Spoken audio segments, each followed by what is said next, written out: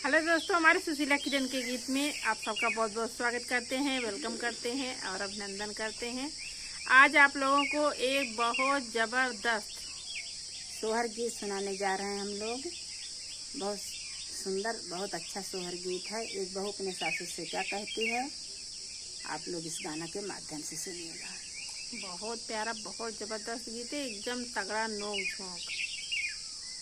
और अगर गीत पसंद आएगा तो चैनल को लाइक और सब्सक्राइब जरूर कीजिएगा और अपना प्यार दुलार आशीर्वाद भर भर के दीजिएगा। हाँ, आप लोग सपोर्ट करें, काहे तो बहुत एकदम बोली सुन सुन पेट भर के बाद अब वही बैठता है भरे में यानी बोली बोल रही ये जान लिया बहन दिमाग खराब है, लेकिन आप सब सपोर्ट कर दें, सब पे बोली बंद हो जाए ये जान लिया। बहुत उम्मीद करे है आप सबका। बैठक भरे बोली बोल रही बोल करेबा तो करेबा कि बोली बोले चाहे टपारा बोले। तो आओ आप सबका सुनाई जबरदस्त सोहर गीत, आप सब सुने, आनंद लिए, जलने वाले जला करें, काम अपन करे करा वही निहात गया जन कहे कोई कहा करे। मची रही बैठी है सासू तो बहू आया रजे करे, बहू आया रजे करे हो, सासू मोरे नहीं हर खबर जनावा पियरिया भैया लावे, पियरिया भैया लावाइयो, सासू मोरे नहीं हर खबर जनावा पियरिया भैया लावे, पियरिया भैया लावाई हो। ये तेनी बचन सुनी सासू तो मन मुस्कानी, तो मन मुस्कानी नी हो, बहू तो बपई हाय हरवा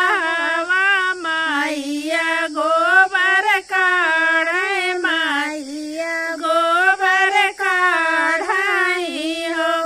बहू हर तोरे बपई हाय हरवा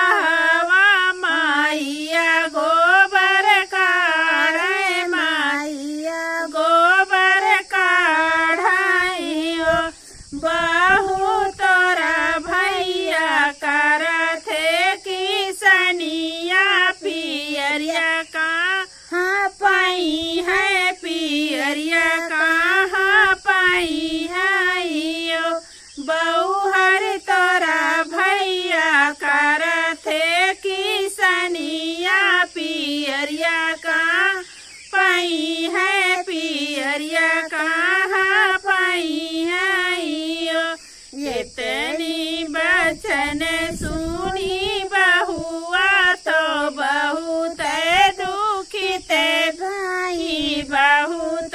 दुखित भाइयो, सखिया अखिया से चुअत आंसुइया चर से पोछैया, चरवा से पोछाइयो, सखिया अखिया से चुअत आंसुइया चरवा से पोछैया, चरवा से पोछाई हो। बीती गए दिन दोपहरिया सजाई आके जुनीरा है, सजाई आके जुनीरा है हो, बहिनी दारे पे घोड़ा ही नहीं नाने भी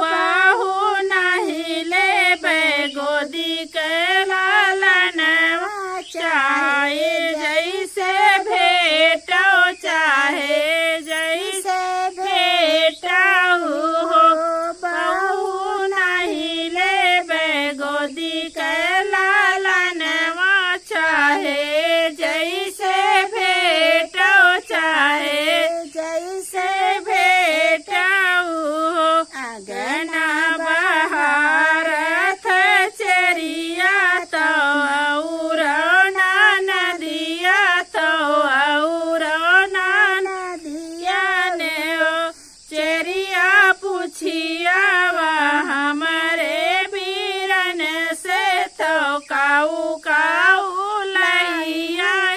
काऊ काऊ लैया ओ चेरिया पूछियावा हमारे बीरन से तो काऊ काऊ लैया काऊ काऊ लैया हो तुहू का तो लाए रानी चुनरी सास का लाए पियरी सास का लाए पियरी नी हो रानी ननदी का लाए हैं कागन वाला लन गुजहरा ललन का गुजहरा रानी नदी का लाए हैं कागन वाला लन का गुजहरा ललन का गुजहरा पलंगा से उठी बैठी सासू तो बहू पास गईली तो बहू पास गईली नियो बहू दई दे तू आपन लालनवा तो हमारा नातियावा तो हमारा नातियावा बहू भैया काले तू बोलाई तो भैया उठी भेटो तो भैया उठी भेटो बहू दई दे तू आपन लालनवा तो हमारा नातियावा तो हमारा नातियावा भैया काले तू बोलाई तो भैया उठी भेटो तो भैया उठी भेटो नहीं देबे आपन लालनवा तो तोहरा नातियावा तो तोहरा नातियावा सासू याद कराया पन बतिया तो ताना हमें मारियो तू पियरिया के कारण पियरिया के कारण सासू याद कराया पन बतिया तू ताना हमें मारियो पियरिया के कारण पियरिया के कारण हेलो साथी, सोहर गीत आप लोगों को जैसा लगेगा कमेंट बॉक्स में बताना। हाँ मैंने बहुत जबरदस्त उनका जवाब दी कि जब जानी भैया छूछे आया है तो कैसे नाती लिए से इनकार कर दी हूँ, और जब जानी कि हाँ उनके भैया गरु गंभीरे आया है तो नाती ले कहती हैं लावा दे दे जा भेंटी लिया